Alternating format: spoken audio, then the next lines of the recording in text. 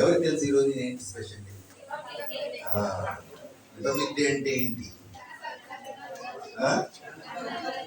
గణతంత్ర ఏంటి? ఎందుకు గణతంత్ర? స్వాతంత్రం ఎప్పుడు వచ్చింది మనకి? ఆగస్ట్ 15. ఈరోజు ఏంటి? ఏంటి ఆగస్ట్ 15కి జనవరి 26కి డిఫరెన్స్ ఏంటి?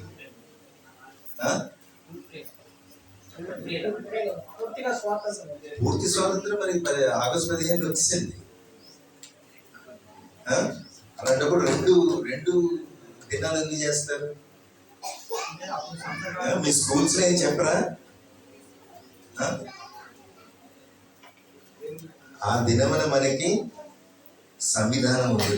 ఏంటి? కాన్స్టిట్యూషన్. అంటే భారతదేశం ఒక దేశం, ఒక రాజ్యం లేక ఒక కాన్స్టిట్యూట్ అయ్యబడింది. దానికోసం ఒక సంవిధానం, ఒక నియమం అడాప్ట్ చేసుకోబడింది. Constitution was adopted. India was constituted social secular democratic republic. కాబట్టి ఈరోజు మనం వాక్యం వినే ముందు మనం దేవుడు మనల్ని భారతీయులుగా ఇక్కడ మనల్ని పుట్టించారు కాబట్టి ఈ ప్రత్యేకమైన దినమున మనందరం లేచి నుంచొని జనగణమన పాడుతాం. ఓకే, ఎందుకంటే మనం దేవుడు మనకి ఈ దేశంలో పెట్టారు ఆయన. ఇప్పుడు మనం ఈ దేశాన్ని మనం గౌరవించాలి. పిల్లలు మీకు వచ్చి కదా జనగణమన, వీళ్ళందరూ మర్చిపోయింటారు. పడతారా? ఎవరు పడతారు?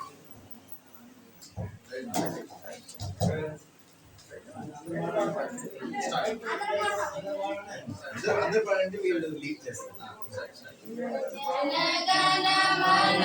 అధినాయక జయ హే భారత భాగ్య విధాత, పంజాబ్ సింధు గుజరాట మరాఠా ద్రావిడ ఉత్కళ వంగా వింధ్య హిమాచల యమునా గంగా ఉచ్చల జలసితే తవ శుభాశిష మాగే గాడే తవ జయ దాదా జనగణ మంగళదాయక జయ హే భారత భాగ్య విధాత జయ హే జయ జయ జయ జయ హే.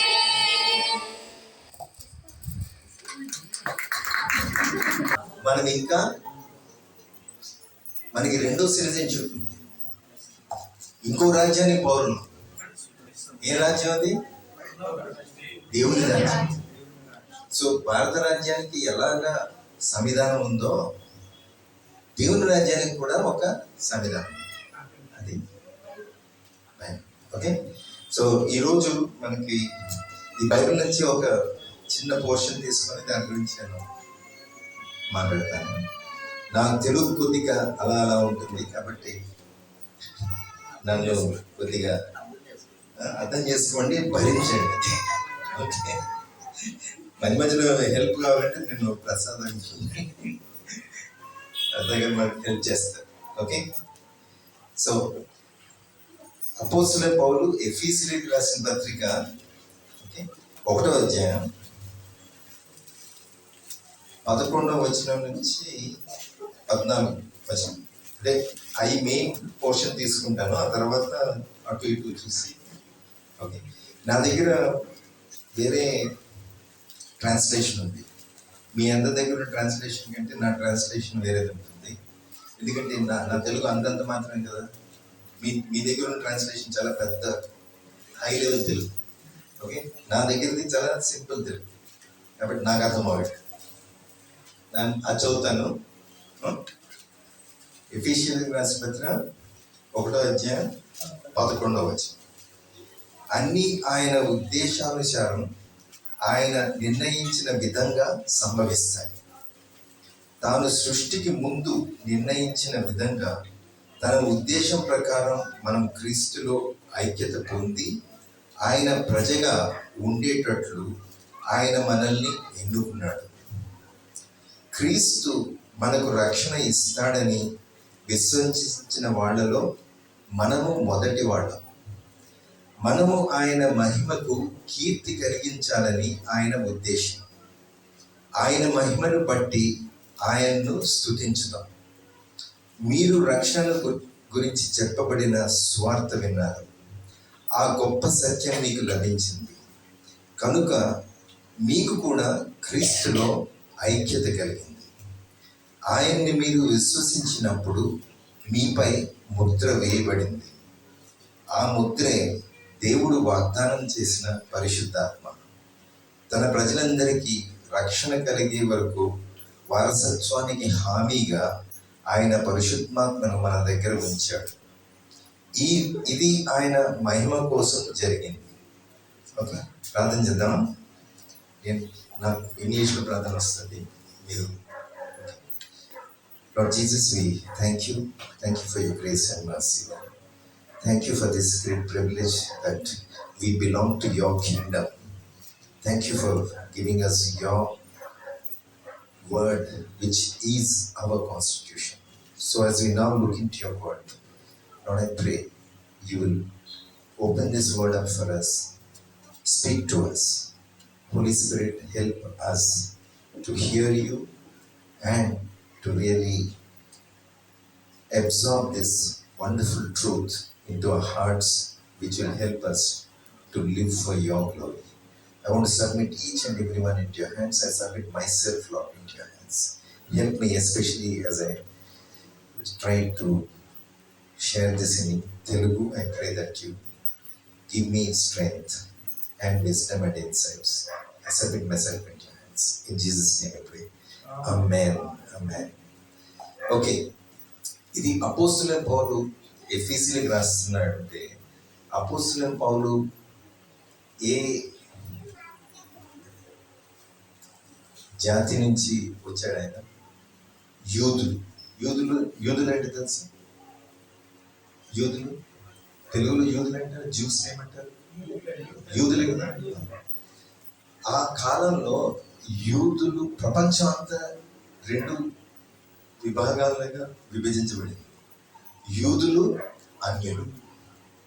ఎందుకంటే ఆ యూదులు అంటే వాళ్ళు చాలా, మేము ఎంతో స్పెషల్ వరల్డ్, స్పెషల్ మనుషులు అనుకుంటారు. ఎందుకు? యూదులు వాళ్ళు మేమెంతో గొప్ప, మేమెంతో ప్రత్యేకమైన వాళ్ళం అనుకుంటారు యూదులు. మిగతా వాళ్ళందరినీ చాలా చిన్న చూపు చూస్తారు. ఎందుకు? ఇప్పుడు వెళ్ళలేదా యూదుల సంఖ్య? ఎందుకు? మేము దేవుడు మమ్మల్ని ఏర్పాటు చేసుకున్నారు. అంటే ఆ ప్రపంచంలో ఉన్న రాష్ట్రాలన్నిటిలో మమ్మల్ని ఎంచుకున్నారు. అంటే దేవుడు చేత ఎంచుకోబడిన రాష్ట్రం ఆ యూదా జనాలు. సో ఆ యూదా జనాలకి వాళ్ళు మేమెంతో గొప్ప అని వాళ్ళకి గర్వం. అది మిగతా వాళ్ళందరినీ చాలా చిన్న చూపు చూస్తారు. అంటే వాడిని ఆ కుక్కలను చూసినట్టు చూస్తారు. ఆ టైప్ అన్నమాట. అంటే మాకు ఈ సంవిధానం ఉంది, అంటే దేవుని వాక్యం మాకు ఇచ్చారు, ఆ నిబంధన మాకు ఇచ్చారు, మీకేం లేదు. అంటే దేవుని ఆరాధించే ఆధిక్యం, అవకాశం కాదు, పర్మిషన్. మిగతా వాళ్ళు దేవుని ఆరాధించలేకపో లేదు. దేవుణ్ణి ఆరాధించడం మేమే చేయగలం. అంటే వాళ్ళకి చూడండి ఎంత. మిగతా వాళ్ళంతా అనిలు, వాళ్ళకి దేవుని వాక్యం లేదు, దేవుని ఆజ్ఞలు లేవు, వాళ్ళకి ఎలా బతకాలో వాళ్ళకి తెలియదు. మాకైతే దేవుడు ఆజ్ఞ ఇచ్చాడు. సో ఇది. కానీ దేవుడు ఆ యూదా దేశాన్ని ఎందుకు అలా సెలెక్ట్ చేస్తున్నారు. ఎందుకు చూస్ చేశారు? ఎందుకు మిగతా అందరినీ చేయకుండా ఎందుకు యూదా దేశాన్ని ఎందుకు చూశారు? ఎందుకు దాన్నే చేశారు? అంటే ఆ యూదా దేశాన్ని తన మనుషుల్లాగా ఎన్నుకొని వాళ్ళకి ఆజ్ఞలు ఇచ్చి వాళ్ళు దేవుని మహిమపరుస్తూ చేస్తే అప్పుడు మిగతా రాష్ట్రాలన్నీ వాళ్ళని చూసి పా ఎంత గొప్ప దేవుడు అని చెప్పి అందరూ దేవుడి దగ్గర రావాలి. దేవుడు ఆ యూదా రాష్ట్రాన్ని ఎన్నుకున్నారు అంటే అది వట్టి వాళ్ళ కోసం కాదు, వాళ్ళ ద్వారా సమస్త జనులందరూ దేవుని దగ్గరికి రావాలి. అందుకు వాళ్ళని ఎన్నుకున్నారు. అందుకని ఆ యూదా రాష్ట్రం నుంచి యేసు ప్రభు వస్తారు. వచ్చి వాళ్ళకి రాజులే కాదు, నేను వాళ్ళకి రాజుని, కానీ సమస్త జనులకి రాజు. అది ఆ బ్యాక్గ్రౌండ్ అన్నమాట. ఇప్పుడు అపోస్తలుడు పౌలు యూదుడైనా తనకి యేసు ప్రభు వారు కనిపించి ఆయనకి ఎప్పుడైతే ఆ జ్ఞానోదయం వచ్చిందో అప్పుడు కానీ తెలియలేదు ఈ సత్యం. అది తెలిసిన తర్వాత అప్పుడు ఆయనకి అర్థమైంది ఏంటంటే యూదులైనా అన్యులైనా రక్షణ యేసు ప్రభు వారి ద్వారా, ఇంకెవరి ద్వారా లేదు. ఆ రక్షణ పొందిన వాళ్ళని దేవుడు ఒక నూతన రాష్ట్రంలాగా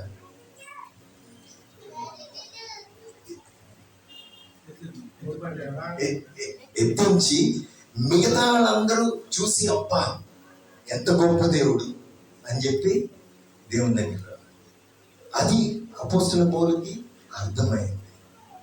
ఇప్పుడు అపోస్తలుల పౌలు ఏంటంటే ఈ సత్యాన్ని యూదులకి అన్యులకి తెలియజేస్తూ లెటర్స్ రాశాడు. ఈ లెటర్ ఏంటంటే ఎఫీసీకి రాస్తున్నా. అంటే ఎఫీసీ అనే దేశం ఏంటి? అన్య దేశం. ఆ అన్య దేశంలో సువార్త ప్రకటించబడి ఆ సువార్త నమ్మి దేవుని బిడ్డలైన వాళ్ళకి రాస్తున్నాడు అనమాట. ఆ సంఘానికి ఈ లెటర్ రాస్తున్నాడు. దాంట్లో ఈ చిన్న పోర్షన్ నేను తీసుకున్నాను.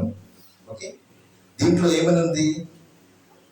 అన్నీ ఆయన ఉద్దేశానుసారం ఆయన నిర్ణయించిన విధంగా సంభవిస్తాయి. మన తెలుగులోనో ఒక సామెత ఏదో అంటారు, ఏంటి? అంతా మన మంచికే అంటారా? అంతా మన మంచికే. ఇక్కడ ఏమనుంది? అంతా ఎందుకు? అన్నీ ఆయన ఉద్దేశానుసారం ఆయన నిర్ణయించిన విధంగా సంభవిస్తాయి. ఏమైనా సరే చివరికి దేవుని ఉద్దేశం ఏంటి? ఆయన మహిమ. మన ఆరాధన చేస్తున్నప్పుడు శేఖర్ కూడా ఫైనల్ ఏం కావాలి? ఆయన మహిమ. ఇప్పుడు యేసు ప్రభు వారు అక్కడ సేవ చేస్తున్నప్పుడు వాళ్ళు ఒక గుడ్డోడిని తీసుకొస్తారు. గుడ్డోడిని తీసుకొచ్చేసి ఇతని గుడ్డితనం ఇతని పాపం మూలన, అంటే తనేంటి పుట్టుకతో గుడ్డి. సో వీళ్ళ తన అమ్మ నాన్న మూలన వీడి గుడ్డితనం, ఎవరి వలన ఇతని గుడ్డితనం వచ్చింది అంటే యేసు ప్రభు ఏమంటారు? దేవుని మహిమ. అంటే మంచి చెడు ఏమైనా సరే దేవుని ఉద్దేశం ఏంటంటే ఫైనల్గా ఆయన మహిమ. ఎందుకంటే చివరికి ఏమవుతుంది అంటే సముద్రంలో నీళ్ళు ఎలా ఉంటాయో భూలోకం మీద దేవుని మహిమ నింపబడుతుంది. కానీ ఆ మహిమ ఎవరి ద్వారా రావాలి అనే ఉద్దేశం? ఆయన ప్రజల ద్వారా, ఆయన పిల్లల ద్వారా ఆయన మహిమ రావాలి. ఓకే, ఇది అన్ని ఆయన ఉద్దేశానుసారం ఆయన నిర్ణయించిన విధంగా సంభవిస్తాయి. తాను సృష్టి ముందు నిర్ణయించిన విధంగా తన ఉద్దేశ ప్రకారం మనము క్రీస్తులో ఐక్యత పొంది ఆయన ప్రజగా ఉండేటట్లు ఆయన మనల్ని ఎన్నుకున్నాడు. ఏమర్థమైంది మీకు దీంట్లో?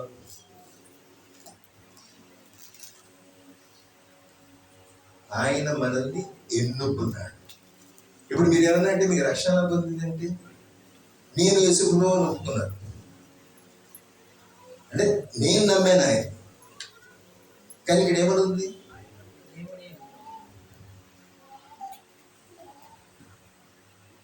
సృష్టికి ముందు అంటే సృష్టికి ముందే ఆయన ఎన్నుకున్నారు మిమ్మల్ని. అంటే దాంట్లో మీ ప్రమేయం ఏమైనా ఉందా? ఆయన ఎన్నుకున్నారు ప్రమేయం ఏమైనా ఉందా? అంటే ఇది కేవలం ఆయన కృప. ఆయన కృప మూలన ఆయన మనల్ని సృష్టికి ముందే ఎన్నుకున్నారు. సో ఒకళ్ళుగా చెప్పి దేవుడు నిన్ను ఎన్నుకున్నాడు.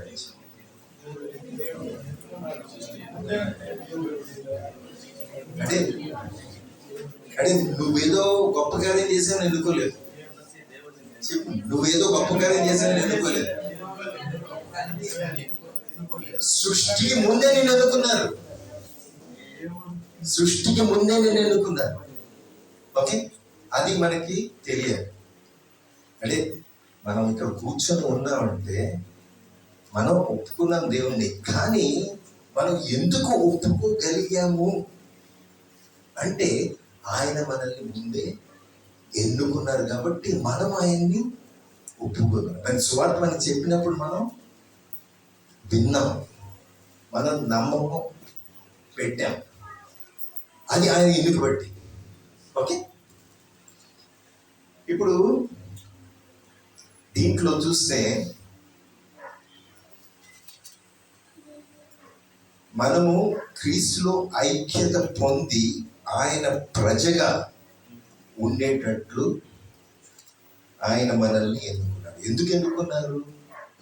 మనం ఆయన ప్రజ. ఆయన ప్రజలు అంటే మనం ఆయన సొత్తు.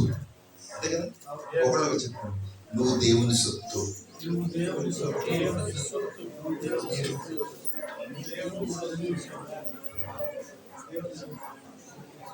ఇది ఈ అపోస్తలుడైన పౌలుకి తెలుసు. ఇది నువ్వు దేవుని సొత్తు అని ఈ యేసు ప్రభువు వచ్చే ముందు బట్టి యూదులే అనేవాళ్ళు, వేరే వాళ్ళు ఎవ్వరు అనేవాళ్ళు. అనే హక్కు లేదు. బట్టి యూదులు నేను దేవుని సొత్తు, మేము దేవుని సొత్తు. అందుకే వాళ్ళకి ఆ గర్వం. ఇప్పుడు అది ఈ యూదులకైతే ఏదైతే చెప్పేవాళ్ళో అది సంఘానికి రాస్తున్నాడు. నువ్వు దేవుని సొత్తు అంటే ఆయన ఆయన సొత్తు అవ్వాలి. దానికి ఏం చేశారు ఆయన? ఏమన్నా మీరు కొనుక్కోవాలనుకో, మీ సొత్తు అవ్వాలనుకో ఏం చేస్తారు? కొంటారు కదా. కొనాలంటే ఏదో వెల చెల్లించాలి. ఓకే, మనం పాపులం అంటే ఏంటి? మనమంతా ఎంతో మూర్ఖత్వంగా మనకి ఏంటో ఎలా బతకాలో తెలియకుండా ఇష్టం వచ్చినట్టు బతికేవాడు. దేవుడు చాలా పరిశుద్ధుడైన దేవుడు. అలాంటి పరిశుద్ధుడైన దేవుడు ఇంత పాపాలతో నిండిన మనల్ని తన సొత్తు చేసుకోవాలి అంటే ఆయన కూడా వెల చెల్లించారు. ఎంత వెల చెల్లించారు? ఆయన సొంత కుమారుణ్ణి శిలువ మరణం పంపించారు. ఎందుకు? మన పాపాలని కడగకుండా దేవుడు మనల్ని ఆయన సొంతంగా చేసుకోలేరు. అప్పుడు ఆయన పరిశుద్ధత క్వశ్చన్లోకి వస్తుంది. ఏంటి, దేవుడు నిజంగా పరిశుద్ధుడా? ఈ పాపలందరినీ తీసుకొని నా పిల్లలని ఎలా అంటారు? కానీ ఆయన మనం అంటే ఎంతో ఇష్టం. నాకు వీళ్ళు కావాలి. కానీ వీళ్ళు కావాలి అంటే వీళ్ళ పాపాలను నేను తొలగించాలి. ఈ పాపాలు తొలగించాలంటే ఎలా? పాపాలు తొలగించాలంటే పాపాలకి శిక్ష మరణం. మరి మరణిస్తే వీళ్ళకి బతికే ఉంటారు. ఇక చచ్చిపోయిన వాళ్ళు నేను నా స్వప్నం ఎలా చేసుకున్నాను, కానీ నాకు వీళ్ళు కావాలి. అందుకేం చేస్తారు ఆయన సొంత కుమారుని పంపించి వెల చెల్లించారు. ఎప్పుడు ఎందుకు వెల చెల్లించారు? వీళ్ళు నా పిల్లలు అవ్వాలి, నా ప్రజలు అవ్వాలి. సో ఇప్పుడు దేవుడు తన కుమారుని ప్రేమిస్తున్నాడు. మీరు పిల్లల్ని ప్రేమిస్తారా? ఇప్పుడు దేవుడు మనల్ని ఎంత ప్రేమిస్తున్నారు అంటే తన కుమారుణ్ణి ఎంత ప్రేమిస్తున్నారా? తన కుమారుణ్ణి ప్రేమించిన కంటే ఎక్కువ ప్రేమిస్తున్నారు. అది మనకి ఎప్పుడన్నా గ్రహించామా? చెప్పండి. దేవుడు మనల్ని ఎంత గొప్పగా ప్రేమిస్తున్నారంటే ఆయన సొంత కుమారుణ్ణి కూడా వదిలేశారు. ఎందుకంటే మనం ఆయన పిల్లలు అవ్వాలి. ఆయన పిల్లలు అంటే మనం ఆయన సొత్తు. ఆయన సొత్తు ఎలా అయ్యాం అంటే మనం ఆయన నమ్మినప్పుడు అయ్యామా? ఇది ఆయన ప్రణాళిక. ఆయన ముందుగా నిర్ణయించారు, సృష్టి కంటే ముందు నిర్ణయించారు. యేసు ప్రభు వారి ద్వారా వీళ్ళని నేను నా సొత్తు చేస్తాను. అది ఎలా అయ్యాం? ఆయన ఇచ్చానుసారం. అది నేను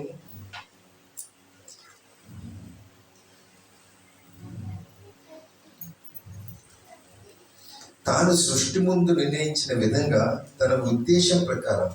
ఎవరి ఉద్దేశం ప్రకారం? ఆయన ఉద్దేశం ప్రకారం. మీరు నా ఉద్దేశం ప్రకారం కాదు, ఆయన ఉద్దేశం ప్రకారం.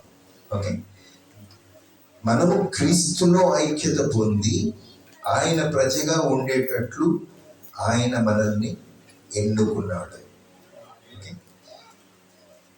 క్రీస్తు మనకు రక్షణ ఇస్తాడని విశ్వసించిన వాళ్ళలో మనము మొదటి వాళ్ళము. ఇది ఎవరు రాస్తున్నారు? పౌలు రాస్తున్నాడు. అంటే క్రీస్తు మనకు రక్షణ ఇస్తాడని విశ్వసించిన వాళ్ళలో మనము మొదటి వాళ్ళము. అంటే ఎవరా మనము? ఇది పౌలు రాస్తున్నాడు. ఇది యూదులు. యేసు ప్రభు వారు ఫస్ట్ వచ్చింది ఎవరి కోసం? నేను వీళ్ళ కోసం వచ్చాను. అలా ఎవరో వస్తుంటే వచ్చి చేయమంటే నేను వీళ్ళ కోసం వచ్చాను. సో మొట్టమొదట ఎవరిని యేసు ప్రభు వారు? ఇజ్రాయేల్ వాళ్ళు, అంటే యూదులు. ఓకే, మనము ప్రతి మొదటి వాళ్ళం. కాబట్టి ఇప్పటిదాకా మనం చెప్పామే అన్ని ఎన్నిక ఇది ఏదైతే ఎవరిది? అందా? యూదులది. ఎందుకంటే ఇప్పుడు పౌలు ఏమంటున్నాడు? ఏంటి మీ తెలుగు ట్రాన్స్లేషన్లో మీకు మనమని ఉంది అంటే అది ఇంగ్లీష్లో. బైబిల్లో ఈ మనము మేము, మనం కాదు, మేము ప్రథమ ఫలం. అంటే మేము ముందుగా నమ్ముకున్నాం. ఓకే, ఇది ఎవరిని ఎన్నుకున్నారు దేవుడు సృష్టి కంటే ముందు? మమ్మల్ని. అన్ని చోట్ల మనం అన్నాడు. ఇప్పుడు మనము ఆయన మహిమకు కీర్తి కలిగించాలని ఆయన ఉద్దేశం. ఏది? ఆ యూదా దేశానికి ద్వారా ఆయనకి కీర్తి కలిగించాలని దేవుని ఉద్దేశం. ఓకే, ఆయన మహిమను బట్టి ఆయన్ను స్తుతించుదాం అని ఇప్పుడు 13వ అధ్యాయంలో ఇప్పుడు పౌలు ఏం రాస్తాడంటే, మీరు రక్షణను గురించి చెప్పబడిన సువార్త విన్నారు. ఓకే, ఈ సువార్త ఏదైతే వచ్చిందో ఆ రక్షణ గురించి మీరు విన్నారు. ఎవరు? ఇప్పుడు మేము నుంచి మీరుకి వెళ్ళాడు. ఈ మీరెవరు? ఎఫీసీ వాళ్ళు, అంటే అన్యులు. ఓకే, ఇప్పుడు మీరు ఈ సువార్త విన్నారు. ఏ సువార్త ద్వారా మీకు రక్షణ వస్తుందో ఆ సువార్త విన్నారు. ఆ విన్న తర్వాత ఆ గొప్ప సత్యం మీకు లభించింది. ఇప్పటిదాకా మీకు తెలియదు. ఇప్పటిదాకా మీరు నాకు రక్షణ కావాలంటే ఏం చేయాలి? ఇక్కడ మనం చాలా మంది వేరే వేరే విశ్వాసాల నుంచి వచ్చాం. వేరే విశ్వాసాల్లో మనం రక్షణ కావాలంటే మనం ఏయో చేయాలి, తలకిందులుగా ఉండాలి, కొండలెక్కాలి, ఇంకా ఏయో పొడుచుకోవాలి, ఇచ్చేయాలి. అన్ని చేసినా ఇంక డౌటే, రక్షణ ఉందా లేదు తెలియదు. కానీ మీకు ఈ ఎక్కడ రక్షణ వస్తుందో ఆ సువార్త మీకు తెలిసింది, ఆ సత్యం మీకు తెలిసింది. ఓకే, ఆ గొప్ప సత్యం మీకు లభించింది కనుక మీకు కూడా క్రీస్తులో ఐక్యత కలిగింది. ఎప్పుడైతే మనకి సువార్త మనకి అందిందో, ఎప్పుడైతే మనం ఆ సువార్త నమ్మామో, ఈ పౌలు ఏదైతే యూదులకి రాశాడో మేము మేము మేము ఆయన్ని మనకి కూడా మనం కూడా క్రీస్తులో ఐక్యత సువార్త ద్వారా, ఆ సువార్త మనం నమ్మిన ద్వారా. ఇప్పుడు ఏదైతే మనం ఎంత యూదులకి అప్లై అవుతుంది అనుకున్నామో ఆయన్ని మనకి అప్లై, ఈ సువార్త మనం విని మనం నమ్మాం కాబట్టి. ఇది ఆయన ఉద్దేశం, ఇది దేవుని ఉద్దేశం. ఆయన ఉద్దేశం వలన మనం ఆయన ప్రజలు అయ్యాం. ఆ ప్రజలు ఎందుకు అయ్యాం, ఎందుకు చేశారు ఆయన? ఇది ఈజీయా ఆయన చేయడానికి? మీ పిల్లల్ని ఏమన్నా హాస్టల్ పంపారు? ఎవరు పంపలేదు ఇక్కడ? నేను చిన్నప్పుడు హాస్టల్కి వెళ్ళాను. అదే తల్లిదండ్రులు పిల్లల్ని హాస్టల్ పంపితే అది ఎంత అంటే వాళ్ళని వదిలేయడం ఈజీయా? ఎంత బాధ, ఎంత. ఆయన ఉద్దేశం మనం ఆయన బిడ్డలు అవ్వాలంటే హాస్టల్ పంపలేదు, పరలోకం నుంచి ఇక్కడికి భూలో అంటే మానవుడి జీవితం అంటే ఆయన సొంత కుమారుడిని పంపాను. ఆయన జస్ట్ మనలాగా బతకడానికి కాదు, అది సరే పనే, చివరికి మరణం, చావడానికి. ఎట్లాంటి సిలువ మరణం. సిలువ మరణం అంటే మామూలు మధ్య చావు కాదు, అంటే అది ఒక పెద్ద ఏంటి ఏమంటారు, సిలువ మరణం చాలా ఘోరమైన మరణం. ఎవరికి? ఎంతో నీచాతి నీచమైన మనుషులు మరణం. అంటే తండ్రి అయిన దేవుడు తన సొంత కుమారుడిని అంత నీచాతి నీచమైన మరణానికి పంపించారు. ఎంత ప్రేమ ఉండాలి కాబట్టి. అది ఎందుకు అంత వెలగలిగించారు? ఎందుకు మనలాంటి వాళ్ళని కావాలి, నా కుమారుడు వెళ్ళినా ఆయన పర్లేదు, ఎందుకు చేశారు? సో మనం ఇక్కడ కూర్చొని పాటలు పాడుకొని హల్లెలూయా ప్రైజ్ ది లార్డ్ అని చెప్పి బాబు అంటే దేవా మమ్మల్ని ఇచ్చేయించు, మాకు కావాల్సిన అన్ని అడ్డంకులని ఆపేయండి, మా ఇదొద్దు, మా రోగాలన్నీ తీసేయండి, ఇవన్నీ మంచియే. బట్ దానికోసమైనా బట్టి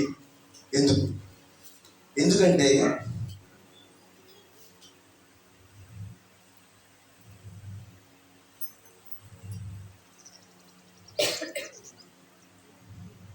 క్రీస్తు మనకు రక్షణ ఇస్తాడని విశ్వసించిన వాళ్ళలో మనము మొదటి వాళ్ళము. మనము ఆయన మహిమకు కీర్తి కలిగించాలని ఆయన ఉద్దేశం. ఆయన మనకి ఎందుకు ఇంత వెల కట్టారు, మనకి సువార్త మనకి వచ్చేటట్టు ఎందుకు చేశారు అంటే మనల్ని ఎందుకు ఎన్నుకున్నారు? ఆయన మహిమకు కీర్తి కలిగించారు. అంటే మన జీవితాలు ఎందుకు? దేవుణ్ణి నమ్ముకున్న తర్వాత, మన రక్షణ పొందిన తర్వాత అంటే ఏమన్నా మనం ఎవరి సొత్తు? మనం దేవుడి సొత్తు అంటే మనం ఎలా గెలవంటే బతికేస్తాం. మన జీవితం మంది కాదు, వెలబట్టి కొనబడ్డాం, ఎంతో గొప్ప వెలబడ్డాం. ఇప్పుడు ఆయన మన జీవితాలు మన మహిమ కోసం కాదు, ఆయన మహిమ కోసం జీవించాలి. అంటే మనం ఆయన సొత్తు అయ్యాము. ఎందుకంటే ఆయన ఉద్దేశం, ఆయన ఉద్దేశం ఎందుకు అయ్యాము అని చూడండి. ఎందుకు అయ్యాము? ఆయన మహిమపరచాలి. ఆయన మహిమపరచాలంటే మనం ఏం చేయాలి, ఎలా చేయాలి? అది చేయడానికి ఫస్ట్ మనకి ఏంటంటే, మనము దేవుని ప్రజలు అని మనకు తెలియాలి. ఓకే, అప్పుడే ఇవన్నీ వస్తాయి. ఎలా తెలియాలి, ఎలా తెలుస్తుంది? 11వ అధ్యాయం, మీరు రక్షణను గుర్తించి చెప్పబడిన సువార్త విన్నారు, ఆ గొప్ప సత్యం మీకు లభించింది కనుక మీకు కూడా క్రీస్తులో ఐక్యత కలిగింది. ఆయన్ను మీరు విశ్వసించినప్పుడు మీపై ముద్ర వేయబడింది. ఓకే, ఈ ముద్ర ఏంటి? ఆ ముద్రే దేవుడు వాగ్దానం చేసిన పరిశుద్ధాత్మ. ఇప్పుడు పరిశుద్ధాత్మని మూడు రకాలుగా చెప్తున్నారు. ముద్ర, వాగ్దానం, ఇంకోటి ఏంటి? హామీ. ముద్ర అంటే మీకు ఏం తెలుసు? ముద్ర అంటే తెలుసా? స్టాంప్. స్టాంప్ దేనికి వాడతారు? దేనికి వాడతారు? GO passing. మీరు ఏదన్నా డాక్యుమెంట్ ఎవరికైనా చూపించాలి అంటే ఆ డాక్యుమెంట్ కరెక్టా కాదా అంటే, ఇది సంతకం చేసింది కదా అని చూపించామంటే ముద్రేది, వీళ్ళు ముద్ర వేస్తారు. పంపించేస్తారా? ఏ గవర్నమెంట్ డాక్యుమెంట్ ముద్ర వేస్తుంది. అంటే పరిశుద్ధాత్మ దేవుడు మనకి ఆ ముద్ర. అంటే మనం నిజమైన ప్రజలం, నిజమైన దేవుని బిడ్డలం అని పరిశుద్ధాత్మ మనలో వచ్చినప్పుడు ఆయన మనలో ఒక ముద్ర వేస్తారు. మనం ముద్రించబడతాం. చెప్పు, మనం ముద్రించబడిన వాడు.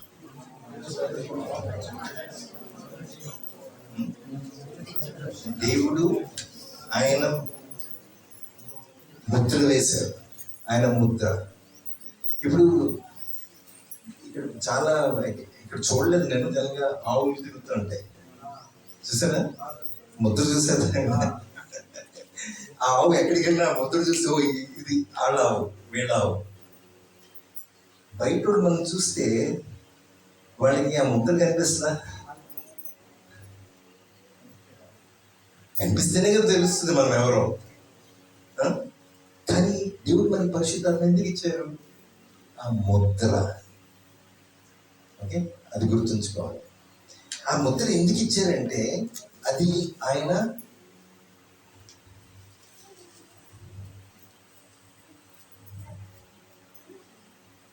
ఆ ముద్రే దేవుడు వాగ్దానం చేసిన పరిశుద్ధ. అంటే ఈ ముద్ర దేవుడు పరిశుద్ధాత్మని మీకు ఇస్తాను అని ఎప్పుడో వాగ్దానం చేశారు. ఎప్పుడు చేశారు?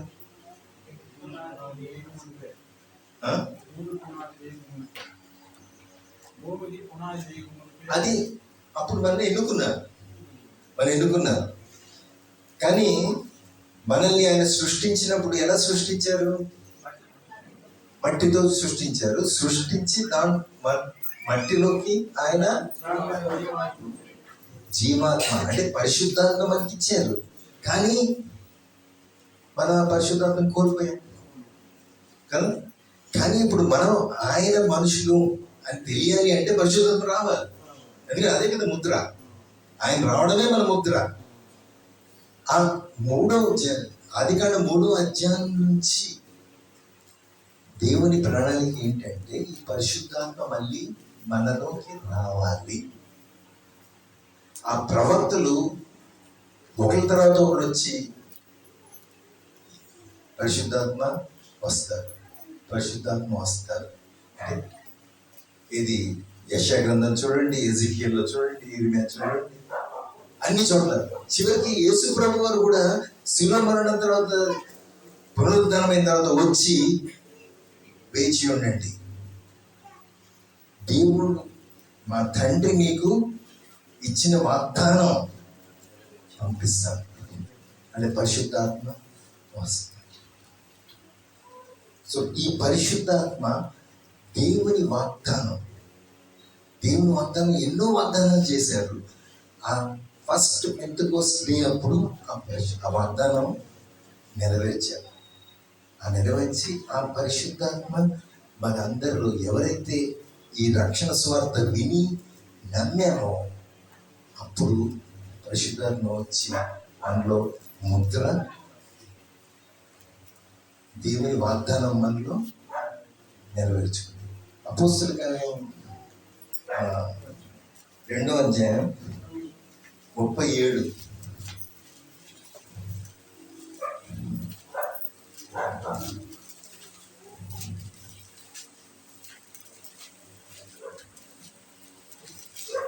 ఇప్పుడు పేతురు వీళ్ళందరికీ ఈ సువార్త చెప్తున్నాడు. ఎప్పుడైతే పరిశుద్ధాత్మ వచ్చే ముందు పేతురు ఎలా ఉండేవాడు? వీళ్ళందరూ యేసు ప్రభువుని సిలువ చేస్తున్నప్పుడు వచ్చి నువ్వు కూడా యేసు ప్రభువుతో ఉన్నావు కంటే ఏమన్నాడు పేతురు? ఈయన యేసు ప్రభు ఎప్పుడు ఆయన పేరే వెళ్ళలేదే. ఎందుకు? భయం. ఆయన సిలువ అయిపోయిన తర్వాత వీళ్ళందరూ వెళ్ళిపోయి తలుపేసుకొని లోపలికి వచ్చినారు. ఎందుకు? భయం. ఇప్పుడు ఆయన్ని వేసారు, ఇప్పుడు నెక్స్ట్ లైన్లో ఎవరు? మేము. అయిపోయి అందరు దాగున్నారు, ఎంతో వణుకుతున్నారు. కానీ ఎప్పుడైతే పరిశుద్ధాత్మ ఆ వాగ్దానం ఎదురులో వస్తారో, ఇప్పుడు పేతురు అందరూ ఎవరైతే యేసు ప్రభువుని సిలువ వేసారో వాళ్ళందరి ముందు నుంచొని బహిరంగంగా ధైర్యంగా సువార్త చెప్తున్నాడు. చెప్తే వీళ్ళందరూ విని వాళ్ళ హృదయాలు గుచ్చుకొని ఇది విని ప్రజల హృదయాలు కదిలిపోయాయి. వాళ్ళు పేతురు మరియు ఇతర అపోస్తలులను, సోదరులారా మేము ఏం చెయ్యాలి అని అడిగారు. అంటే మనం స్వార్థ విన్న తర్వాత ఫస్ట్ క్వశ్చన్ ఏంటి? మేము ఏం చెయ్యాలి అంటే పేతురు ఈ విధంగా జవాబు చెప్పాడు. మీలో ప్రతి ఒక్కడు పాప క్షమాపణ నిమిత్తము మారు మనసు కలిగి యేసుక్రీస్తు పేరిట బాప్తిస్మము పొందాలి. అప్పుడు మీ పాపాలు క్షమించబడతాయి, మీకు పవిత్రాత్మ వరం లభిస్తుంది. వరం ఇదే వాగ్దానం వస్తుంది. ఇప్పుడు ఎవరో ప్రార్థన చేశారు బాప్తిస్మం గురించి. ఇప్పుడు ఇక్కడ మనం ఎంతో మంది ఉంటుంటారు. ఇంకా ఈ సువార్త విన్నాం. ఓకే, ఆ సువార్త విన్నాక మీరు ప్రశ్న వేసారా? ఏం చేయాలి అంటే పేతురు అంటున్నాడు, మీలో ప్రతి ఒక్కడు పాప క్షమాపణ నిమిత్తం మారు మనసు కలిగి యేసుక్రీస్తు పేరిట బాప్తిస్మం పొందాలి. మనం ఆ సువార్త మన దగ్గరికి వచ్చింది, వినిపించబడింది అంటే అది ఆయన ప్రణాళిక. అంటే మిమ్మల్ని కూడా ఆయన సృష్టి ముందే ఎన్నుకున్నారు, మిమ్మల్ని ఏర్పరచుకున్నారు. అందుకే మీకు సువార్త బోధించబడుతుంది. కానీ ఆ సువార్త, ఆ ఎన్నిక నీలో నిజమవ్వాలి అంటే దానికి మనం మేము నమ్ముతున్నాం, మాకు ఇది నిజమవ్వాలి అంతే, ఇంకేమీ అక్కర్లేదు. మారు మనస్సు అంటే ఇప్పటిదాకా మనం ఏంటంటే మనం ఏమనుకుంటున్నాం, అయ్యో నేను ఇంతే మానవుడిలా పుట్టాను, నేను ఎలానే ఉంటాను, నాలో ఈ బలహీనతలన్నీ ఉంటాయి, మా తాతకి కోపం ఎక్కువ, మా నాన్నకి కోపం ఎక్కువ, నాకు కోపం, ఇదంతే, నేను మారను, మరి ఇంతేనండి అంతే. అది సత్యం కాదు, అంతవరకు సత్యమే. కానీ దేవుడు ఏం చేశారంటే మనల్ని యేసుక్రీస్తు ప్రభులోకి ముంచేశారు. అది సత్యం. అది పీటుతో చెప్తున్నాడు. ఇప్పుడు మీరు ఎవరినైతే సిలువ మీద పెట్టారో ఆయన మన రక్షకుడు. ఆయన సిలువ మరణం ద్వారా మీకు రక్షణ ఉంది. ఇప్పుడు మీరు ఈ సత్యాన్ని నమ్మండి. మీరు మామూలు మానవులు కాదు, ఇప్పుడు మిమ్మల్ని క్రీస్తులో చేర్చబడ్డారు. ఎప్పుడైతే మీరు ఇది నమ్ముతారో అప్పుడు మీరు మీ అడ్రస్ అయిపోయింది. మీరు ఇంకా ఆదాంలో లేరు, ఇంకా మీరు ఇప్పుడు క్రీస్తులో ఉన్నారు. క్రీస్తులో ఉన్నారు అంటే అది మీరు నమ్మారు అంటే అది అందరికి తెలియాలి. అంటే ఏం చేయాలి? బాప్తిసం తీసుకోవాలి అంతే. దానికోసం మనం ఏమి ఎగ్జామ్ రాయనక్కర్లేదు. ఎవరికి వెళ్ళి పేపర్ చూపించి చూడు నేను తెల్లబట్టలు వేసుకున్నాను, నేను బాప్తిసం రెడీగా ఉన్నాను. మనం ఏం చేసామా? మనం చేసిన దాన్ని బట్టి మనకి ఏమన్నా వస్తుందా పాపక్షమాపణ? మన పాపక్షమాపణ ఆయన శిలువ మరణం ద్వారా వస్తుంది. ఎప్పుడైతే మనం నమ్ముతామో అంటే మన అడ్రస్ మార్చబడింది. ఇప్పుడు నేను ఆదాంలో లేను, క్రీస్తులో బాప్తిస్మించబడినాను. యేసు ప్రభువులో బాప్తిస్మం పరిశుద్ధాత్మ ద్వారా నేను చేయించబడ్డాను. ఇది సత్యం. ఆ సత్యం మనం గ్రహిస్తే ప్రభువా నేను సమ్మతిస్తున్నాను, అది బాప్తిసం. బాప్తిసం అంటే ఏదో గొప్ప పరీక్ష కాదు. ఇది ఆయన ప్రణాళిక, ఆయన నియమం, ఆయన ఏర్పాటు, ఆయన తాపత్రయం. మీరు నా సొత్తు కావాలి. అది ఎప్పుడైతే మనం చేస్తామో ఆ పాప క్షమాపణ ఏదైతే యేసు ప్రభు వారు శిలువ మరణంలో మనకి ఇచ్చారో అది మనది సొంతం అయిపోతుంది. సొంతం అయిపోతే మనలో ఉన్న ఏమన్నా అడ్డంకులన్నీ తీసేసి పరిశుద్ధాత్మ వరం ఏదైతే దేవుడు వాగ్దానం చేశారో మనలో వస్తాడు. అలా వచ్చిన వెంటనే ఆ ముద్ర ఎవరికి? మనకి. ఫస్ట్ మనకి లోపల నుంచి నువ్వు దేవుని బిడ్డవి, దేవుడు నిన్ను ప్రేమిస్తున్నాడు, నీ పాపాలు ఆయన తీసుకెళ్ళిపోయారు. లోపల నుంచి పరిశుద్ధాత్మకి కంటిన్యూస్గా సాక్ష్యం చెప్తూ ఉంటారు. ఆ సాక్ష్యం చెప్పినప్పుడు మనము ఆయన బిడ్డలుగా మార్పు వస్తుంది మన జీవితంలో. అప్పుడు ఆ ముద్ర బయట కనిపిస్తుంది. ఆ బయట కనిపించినప్పుడు దేవునికి మహిమ కనిపిస్తుంది. ఆ మహిమ చూసి బయట మాకు కావాలి, అది మా జీవితం కూడా ఎలా మారాలి. సో మనం క్రీస్తు వెలుగు సంఘం అంటే అది ఆ వెలుగు, ఆ క్రీస్తు వెలుగు. ఆ పాట పాడాం ఏంటిది? మనం చీకటిలో ఉన్న వాళ్ళకి మనకి ఆ వెలుగు వచ్చింది. అది క్రిస్మస్ అప్పుడు అదే ఇన్ ద లైట్. అది అంత అంధకారంలోకి ఒక గొప్ప వెలుగు వచ్చింది. ఓకే, ఇప్పుడు ఆ వెలుగు మనకి వచ్చింది. ఇప్పుడు మనం అంధకారంలో నడవక్కర్లేదు, మనం ఆయన వెలుగులో నడవచ్చు. అప్పుడు మనం ఆ వెలుగులో మనం నడిస్తే యేసు ప్రభువు ఏమన్నారంటే మీరు లోకమునకు వెలుగు. అప్పుడు క్రీస్తు వెలుగు లోకానికి వెలుగులా కనిపిస్తుంది. ఆయన వెలుగు అందరికీ కనిపిస్తుంది. అప్పుడు అంధకారంలో వాళ్ళందరూ ఆ వెలుగు చూస్తారు. మాకు కూడా కావాలి, మాకు కూడా కావాలి.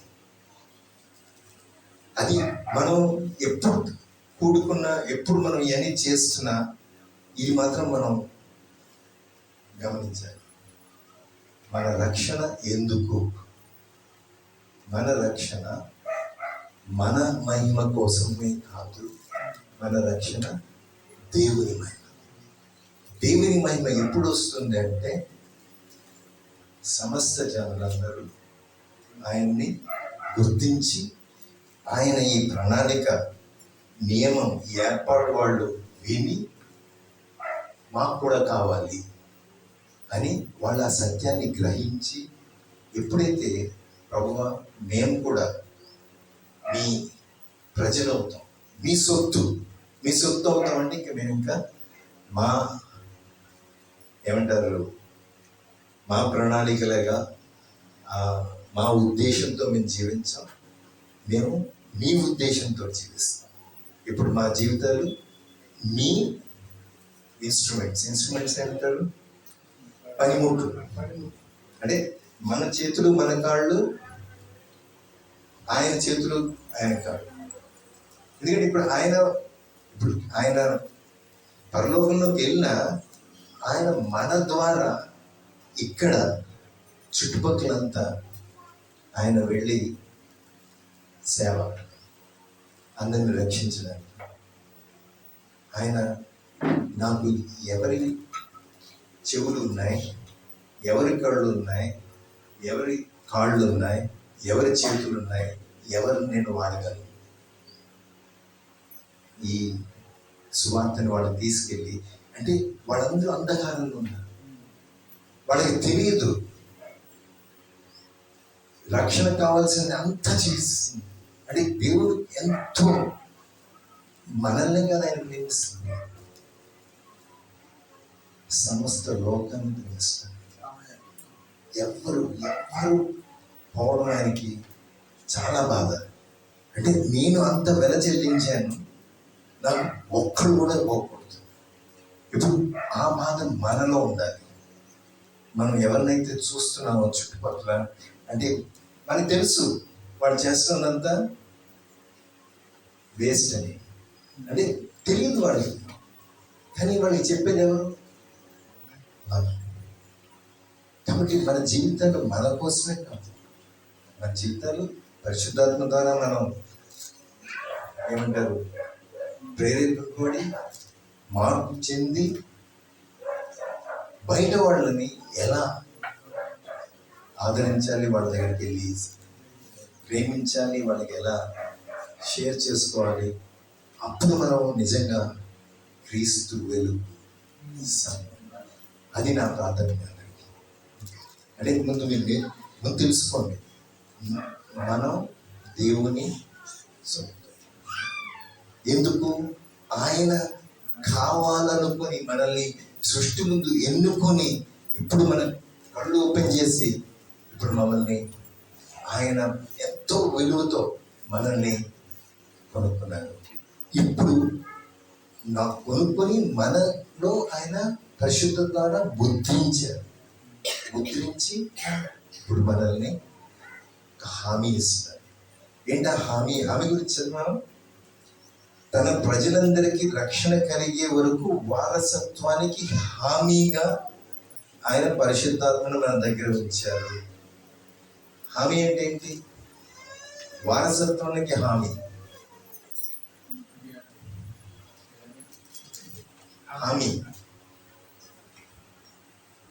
హామీ అంటే గ్యారంటీ.